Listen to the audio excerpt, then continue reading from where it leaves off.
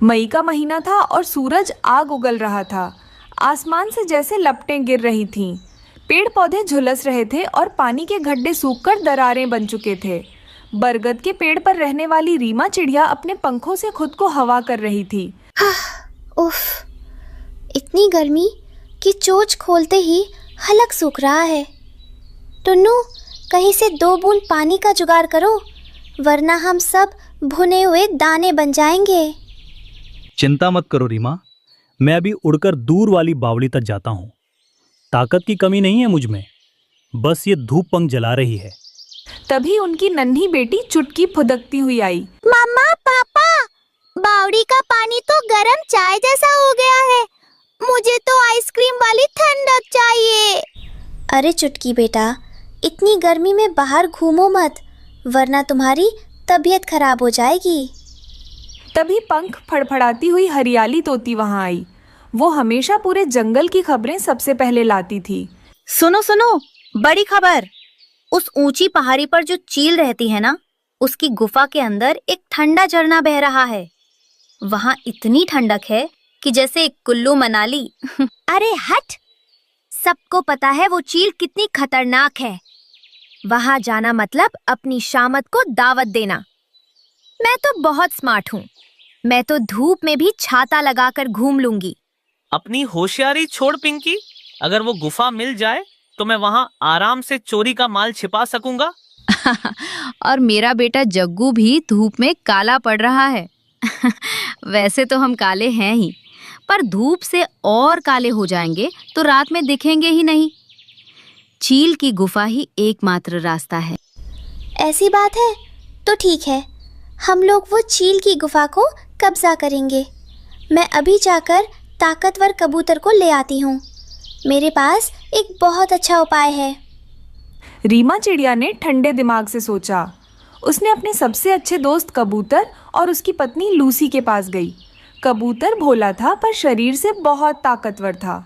रीमा बहन, आप जो कहेंगी मैं वही करूँगा, बस लूसी को मना लो, ये बहुत डरती है। डरती नहीं हूँ जी, चिंता करती हूँ। अगर चील ने पंजे मार दिए तो जड़ी बूटियाँ कहाँ से लाऊंगी। पर हाँ, इस गर्मी में प्यास से मरने से अच्छा है लड़कर मरना। सुनिए कबूतर भैया, चील को हम ताकत से नहीं दिमाग से हराएंगे। वो अकेली है और हम इतने सारे। दोपहर के वक्त जब चील अपनी गुफा के अंदर झपकी ले रही थी, ऑपरेशन ठंडी गुफा शुरू हुआ। आसमान में धूल का गुब्बार उठा। एक तरफ से कौवों की सेना और दूसरी तरफ से चिड़िया और कबूतरों का दल निकल पड़ा। कालू और पिंकी चील के गुफा के बाहर मंडराने लगे। होए बड़ी नाक वाली, ये देख, तेरी पूंछ के बाल झड़ रहे हैं। अरे कालू, मुझे तो ये चील थोड़ी सी पागल सी लग रही है। चलो ना यहाँ से चलते हैं। नीच कव्वो, तुम लोगों की इतनी हिम्मत। जैसे ही चील कालू के पीछे उड़ी, गुफा का रास्ता खाली हो गया। टुन्नू चिढ़ा और कबूतर ने बड़े बड़े पत्थर लुढ़काकर गुफा के एक संकरे रास्ते को ढक दिया ताकि चील आसानी से अंदर न घुस सके। अंदर प्रवेश करते ही पक्षियों को जन्नत का एहसास हुआ। झरने की हल्की फुहारें और ठंडी हवा ने उनकी सारी थकान मिटा दी। मजा आ गया माँ, अब मैं यहाँ से कभी बाहर नहीं जाऊंगी। तभी बाहर से चील की भयानक चीख सुनाई दी। वह वापस आ गई थी और गुफा के मुहाने पर चोंच मार रही थी। निकलो बाहर मेरी गुफा से, तुम छोटे पक्षियों की ये मजाल। चील रानी, ये पहाड़ सबका है। तुमने सालों से हमें डराया है, आज हम सब साथ हैं। अगर तुम अंदर आने की कोशिश करोगी तो कबूतर भाई और टुन्नू ऊपर से भारी पत्थर गिरा देंगे। बेहतर है कि तुम उत्तर की ठंडी पहाड़ियों पर चली जाओ, वहाँ तुम्हारे लायक बहुत जगह है। चील ने देखा कि पक्षी आज संगठित हैं। अकेले इतने सारे पक्षियों से लड़ना उसके बस की बात नहीं थी। वो हार मानकर दूसरी पहाड़ी की ओर उड़ गई। शाम ढल चुकी थी। गुफा के अंदर अब सुकून था। गोरी कौवी ने पहली बार अपनी बकबक बंद की और झरने का पानी पिया।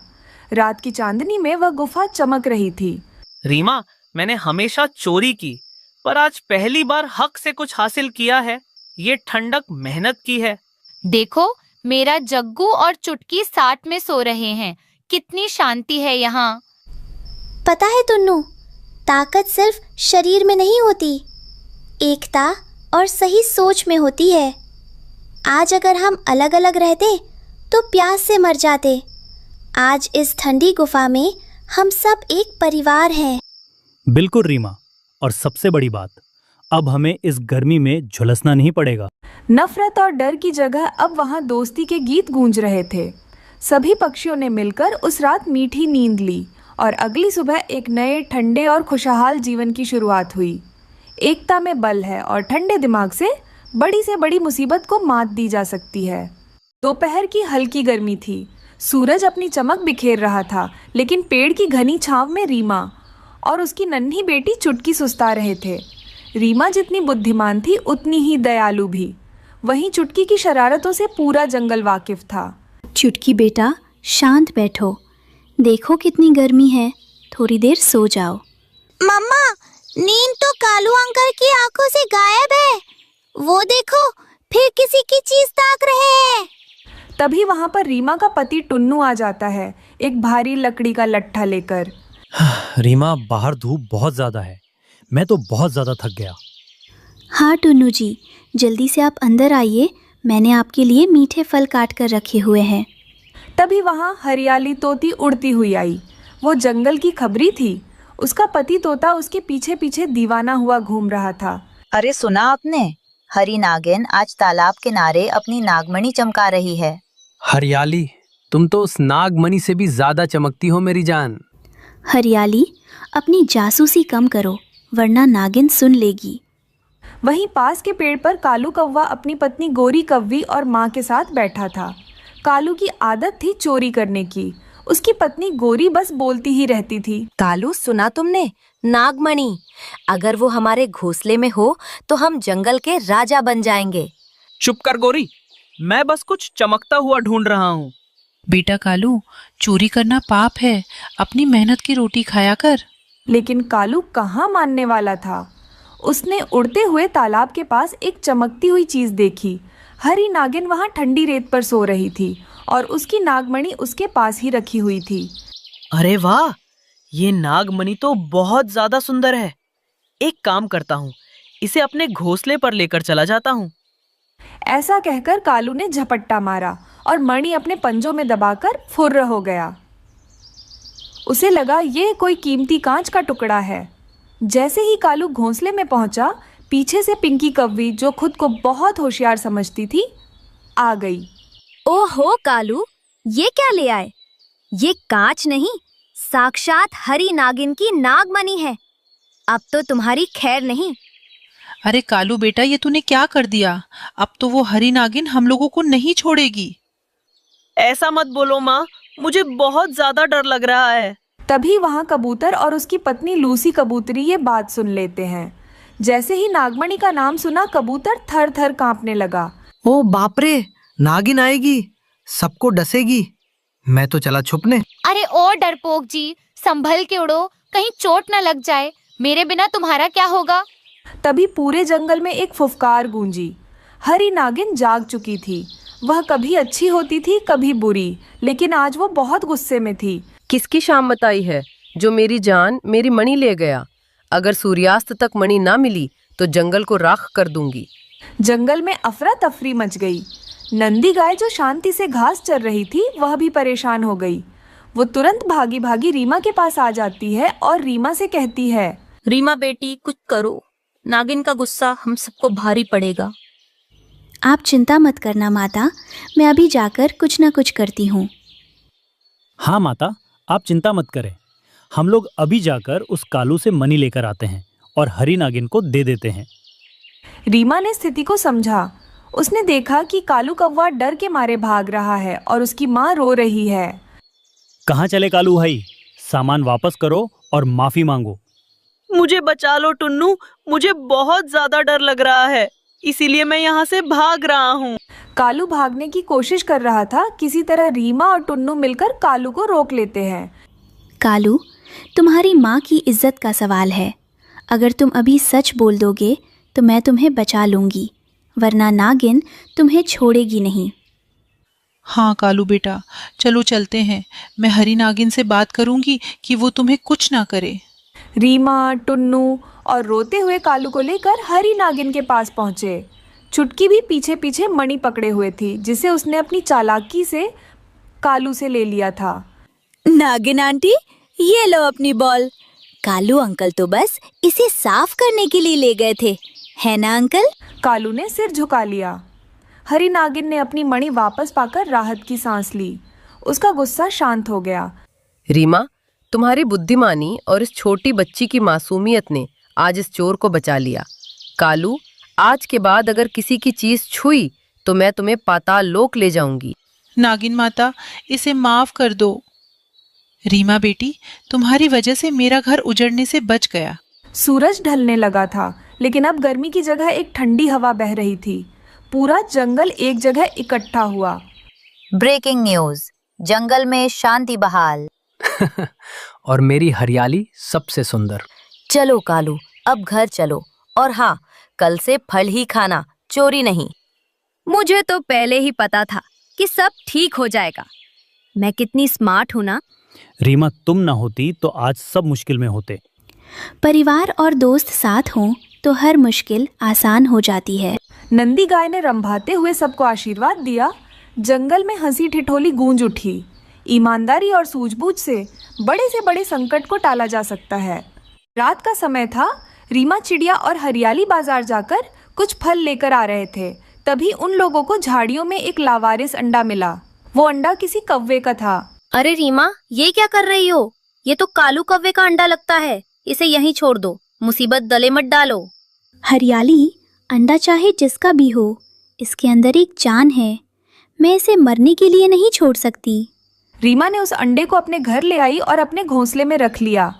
कुछ दिनों बाद रीमा की अपनी बेटी चुटकी और वो नन्हा कौवा जग्गू एक साथ अंडे से बाहर आए। जग्गू बाकी चिड़िया से अलग था, काला, बड़ा और कांव कांव करने वाला।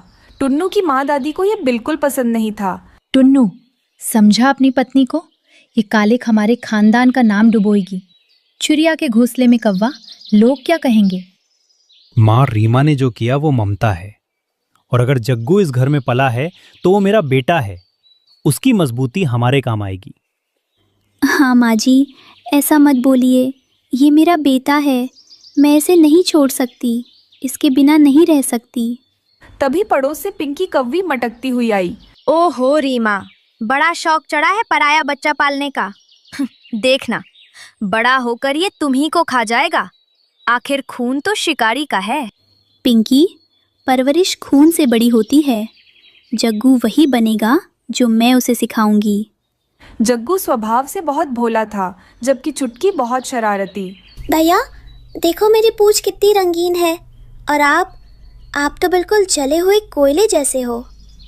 हाँ चुटकी, माँ कहती है कि मैं रात के आसमान जैसा हूँ, जिसमें चमकना अभी बाकी है। भोलू कबूतर वहीं पास में घर का काम कर रहा था। उसने जग्गू को उदास देखा। अरे बेटे, उदास क्यों होता है? देख मुझे, मैं भी तो धूसर हूँ, पर जंगल का सबसे तेज संदेशवाहक हूँ। तू कौवा है, तेरी ताकत तेरी उड़ान में है। भोलू, इसे ज्यादा मत सिखाओ, कहीं गिर गया तो। छुटकी बेटा, इसे ज्यादा धूप में मत जाने देना, बेचारा काला है और झुलस जाएगा। आप फिक्र मत कीजिए लूसी मासी, मैं बहुत ताकतवर हूँ, मुझे कुछ भी नहीं होगा। दूसरी तरफ कालू और गौरी झगड़ रहे थे, क्योंकि कालू कौवा, जो जग्गू का असली पिता था, उसे अपनी बेइज्जती महसूस होती थी कि उसका बेटा चिड़िया के बीच रह रहा है। गौरी, कलुवे, आज रात हम उस चिड़िया के घोंसले पर हमला करेंगे और जग्गू को उठा लाएंगे। वो हमारा बच्चा है। ठीक है बॉस, हम लोग वैसा ही करेंगे। उस टुन्नू को नहीं छोड़ेंगे। उसकी इतनी हिम्मत कि वो कौवे के बच्चे को पाल रहा है।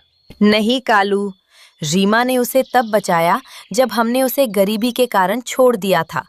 वो उसे प्यार दे रही है, हम उसे सिर्फ नफरत देंगे। उसे वहीं रहने दो। ऐसा मत बोलो दीदी, वो आपका बेटा है। वो आपके पास रहेगा तो बहुत खुशी से रहेगा। नहीं कलवे भैया, वो रीमा को अपनी माँ मान चुका है। वो मुझे माँ नहीं मानेगा। मेरी बात सुनिए कालू जी, हम वो बिल्कुल भी नहीं जाएंगे। पर कालू नहीं माना। उसने आधी रात को रीमा के घर पर हमला कर दिया। कालू और कलुवे ने टुन्नू के घर को घेर लिया। टुन्नू अकेला लड़ रहा था पर कौवे भारी पड़ रहे थे। रीमा, बच्चों को लेकर भागो, मैं इन्हें रोकता हूँ। कहाँ जाओगे तुम? कहीं पर भी नहीं जाओगे। जग्गू मेरा बेटा है, मेरा बेटा मुझे लौटा दो, वरना मैं तुम लोगों को नहीं छोड़ूंगा। कालू जी नहीं, चलिए यहाँ से चलते हैं, मैं ये सब नहीं देख सकती। तुम चुप रहो दीदी। ये टुन्नू, मेरी बात अच्छे से सुन ले। अगर तूने जग्गू को नहीं लौटाया ना तो मैं तेरी छोटी से बेटी को मार दूंगा। आओ मैं भी देखता हूँ तुम मेरी बेटी को कैसे मारते हो। पंख तो लगा कर देखो। जग्गू मेरी जान है, मेरे बच्चों को कुछ हुआ ना, मैं तुम लोगों को नहीं छोड़ूंगी। रुक जाओ मम्मा पापा, मैं बात करता हूँ। सुनिए कालू अंकल, ये मेरे असली मम्मा पापा है। मैं इन लोगों को छोड़कर तुम लोगों के साथ बिल्कुल नहीं आऊंगा, क्योंकि यही मेरी असली परिवार है। तुम लोगों ने तो मुझे छोड़ दिया था ना, तो तब इन्हीं लोगों ने ही मुझे अपनाया था। अब मैं बड़ा हो चुका हूँ, पर मैं मेरे परिवार को छोड़कर किसी के साथ भी नहीं जाऊंगा। मैं आखिरी दम तक इन लोगों के साथ ही रहूंगा। मैं आपकी विनती करता हूँ, यहाँ से आप लोग चली जाइए। यह सब सुनकर कालू और गोरी वहीं पर रोने लग जाते हैं और अपनी गलती मानकर अपने बेटे को वहीं पर ही छोड़कर वहां से रोते हुए चले जाते हैं। उसकी बातें सुनकर दादी की आंखों में आंसू आ गए। मुझे माफ कर दे जग्गू बेटा, मैंने सिर्फ तेरा रंग देखा, तेरा दिल नहीं। तू तो इस घर का सबसे मजबूत स्तंभ है। अब कोई मुझे परेशान नहीं करेगा, क्योंकि मेरे भैया बहुत ताकतवर है। देखा टुन्नू, प्यार की कोई जाति या प्रजाति नहीं होती। जग्गू मेरा बेटा था, है और रहेगा। आज से इस जंगल में ये मिसाल दी जाएगी कि एक चिड़िया ने न सिर्फ कौवा पाला, बल्कि उसे एक चिड़िया जैसा दिल भी दिया। सभी पक्षी चहचहाने लगे। यह कहानी साबित करती है कि कोई जीव कैसा बनेगा, यह उसके खून से ज्यादा इस बात पर निर्भर करता है कि उसे संस्कार और प्यार कैसे मिले हैं। जग्गू एक कौवा का बच्चा था, लेकिन रीमा चिड़िया की ममता और सही सीख ने उसे एक रक्षक और दयालु पुत्र बना दिया। हरे भरे पेड़ों से लदे नीलगिरी के जंगल में कालू नाम का एक बहुत ही सीधा और भोला कौवा रहता था। कालू के पास अपना एक छोटा सा घर था और पूर्वजों का दिया हुआ कुछ थोड़ा बहुत सोना। पर कालू अकेला था। उसकी शादी नहीं हो पा रही थी, जिसे लेकर वो अक्सर उदास रहता था। मुझे तो लगता है कि मेरी शादी कभी भी नहीं होगी। मैं तो अकेला ही हमेशा हमेशा के लिए रह जाऊंगा। तभी वहां पर रीमा और उसका पति टुन्नू आ जाते हैं। कालू भाई, आज फिर उदास? क्या बात है? खाने में कुछ कमी रह गई क्या? नहीं रीमा, खाने की कोई कमी नहीं है, बस घर सूना सूना लगता है। सबकी अपनी गृहस्थी है और मैं यहाँ अकेला ही कांव कांव करता रहता हूँ। हिम्मत मत हारो कालू, तुम मजबूत हो। वक्त आएगा तो खुशियाँ खुद चल कर आएंगी। तभी वहां से जाते हुए लूसी और उसका पति कबूतर आ जाते हैं और वो कालू से कहते हैं, अरे भाई, खुशियाँ क्या, पूरी बारात आएगी। मैंने तो सुना है कि पास वाले बरगद के पेड़ पर 2 नए मेहमान आए हैं। बहुत बातें करते हैं, सुंदर भी हैं। शायद तुम्हारी बात बन जाए। अरे धीरे बोलो, कालू बेचारा वैसे ही परेशान है। कालू भैया, तुम चिंता मत करो, मैं तुम्हारे लिए आज ताजे फल लाई हूँ, पहले तुम कुछ खा लो। तभी जंगल में पिंकी नाम की एक चालाक कौवी और उसका भाई कलुआ कदम रखते हैं। उन लोगों को आते हुए तोता देख लेता है और वो कहता है, अरे ये 2 कौवे यहाँ हमारे जंगल पर क्यों आए? मुझे क्यों इन लोगों पर शक हो रहा है? तोता उन दोनों का पीछा करने लगता है। वो 2 कौवे सीधा कालू के घर पर चले जाते हैं और उससे बातें करने लगते हैं। उनकी नजर कालू के सोने और सीधेपन पर थी। नमस्ते कालू जी, हमने आपके भोलेपन के बड़े चर्चे सुने हैं। क्या आप हम जैसे अजनबियों को अपने इस सुंदर जंगल में जगह देंगे? हाँ भाई, मेरी बहन को आप बहुत पसंद आए। अगर आप कहें तो हम इस रिश्ते को आगे बढ़ाएं। मुझसे शादी? क्या आप सच कह रहे हैं? दाल में कुछ काला है। इन दोनों की आंखों में चमक लालच की है, प्यार की नहीं। मुझे रीमा को बताना होगा। शादी की तैयारियां शुरू हुईं। भोला कालू अपनी पूरी जमा पूंजी और सोना निकाल लाया ताकि पिंकी को खुश रख सके। रीमा को शक था, पर कालू की खुशी देखकर वो चुप रही। अरे वाह पिंकी, ये सारे जेवर पहनकर तो तुम बहुत खूबसूरत लग रही हो। आपका बहुत बहुत धन्यवाद कालू जी। कल मैं हमारी शादी में ऐसे ही सारे जेवर पहनकर जरूर आऊंगी। कल आप भी समय पर पहुंच जाना। ऐसा कहकर वह लोग सारे अपने घर लौट आते हैं, मगर रीमा तो बहुत चिंतित थी। रीमा, देखो, आखिर मेरा भी घर बसने जा रहा है। कालू भाई, सावधानी अच्छी होती है, पर खैर आज तुम खुश हो तो हम भी खुश हैं। लेकिन जैसे ही रात ढली और सब सो गए, पिंकी और कलुआ ने अपना असली रंग दिखाया। उन्होंने कालू का सारा सोना और कीमती सामान एक पोटली में बांधा। जल्दी कर कलवा, इस बुद्धू को पता भी नहीं चलेगा। सारा सोना हमारा है। चलो, अब यहाँ से गायब होने का वक्त आ गया है। वो लोग सारा सोना लेकर उस जंगल छोड़कर भाग जाते हैं। रात बीत जाती है, सुबह हो जाती है। सुबह होते ही कालू वहाँ पर आकर देखता है तो वहाँ पर कुछ भी नहीं था। तब कालू को सारी बात पता चल जाती है और वह रोने लगता है। कालू पेड़ की डाल पर बैठकर फूट फूट कर रोने लगा। मैंने सबका भला चाहा, फिर मेरे साथ ऐसा क्यों हुआ? अब मैं और भी गरीब हो गया हूँ। धोखेबाज थे वो, पर तुम फिक्र मत करो कालू, हम तुम्हारे साथ हैं। कई दिन बीत गए। कालू अब पहले से भी ज्यादा चुप रहने लगा था। तभी एक दिन जंगल में गौरी नाम की कौवी और उसकी बूढ़ी माँ आए। गौरी दिखने में साधारण थी, पर उसका मन बहुत कोमल था। एक दिन कालू गौरी के घर के पास से जाने लगा। तभी गौरी की माँ गौरी से कहती है, बेटा गौरी, देखो वह कौवा कितना उदास बैठा है। जाओ पूछो उसे क्या दुख है। ठीक है माँ, मैं अभी जाकर उसे बात करती हूँ। आप रो क्यों रहे हैं? क्या मैं आपकी कोई मदद कर सकती हूँ? मुझसे दूर रहो, मैं एक बदनसीब कौवा हूँ। मेरे पास न धन है न किस्मत। धन तो पंखों की धूल है, आज है कल नहीं। पर आपकी आंखों में जो सच्चाई है वो बहुत कीमती है। अगले कुछ दिनों तक गौरी रोज कालू के पास आती। कभी उसके लिए खाना लाती तो कभी उसे हंसाने की कोशिश करती। धीरे धीरे कालू को एहसास हुआ कि गौरी उसे उसके सोने के लिए नहीं बल्कि उसके अच्छे दिल के लिए पसंद करती है। रीमा और टुन्नू ने देखा कि कालू फिर से मुस्कुराने लगा है। उन्होंने तय किया कि इस बार वे कालू का घर बसने में देरी नहीं करेंगे। पूरा जंगल इकट्ठा है। कालू और गौरी एक साथ बैठे हैं। आज मुझे खुशी है कि कालू भाई को वो मिला जिसके वो हकदार थे, एक सच्चा साथी। बिल्कुल सही। पिंकी चोर थी पर गौरी हीरा है। खबर पक्की है। कालू भैया, आज तुम्हारी माँ होती तो बहुत खुश होती। गौरी, इसका ख्याल रखना, यह दिल का बहुत अमीर है। गौरी, मेरे पास तुम्हें देने के लिए कोई जेवर नहीं है। कालू जी, मुझे सोना नहीं चाहिए, मुझे बस उम्र भर का वो भरोसा चाहिए जो आपकी इन आंखों में है। हम साथ मिलकर मेहनत करेंगे और अपना घर फिर से सजाएंगे। तुमने मुझे फिर से जीना सिखा दिया गौरी। कालू और गौरी की शादी धूमधाम से हुई। कालू अब गरीब नहीं था क्योंकि उसके पास प्यार करने वाली पत्नी और वफादार दोस्त थे। जंगल के सभी पक्षी मिलकर गाने लगे और उस दिन के बाद कालू के घर में कभी उदासी नहीं आई।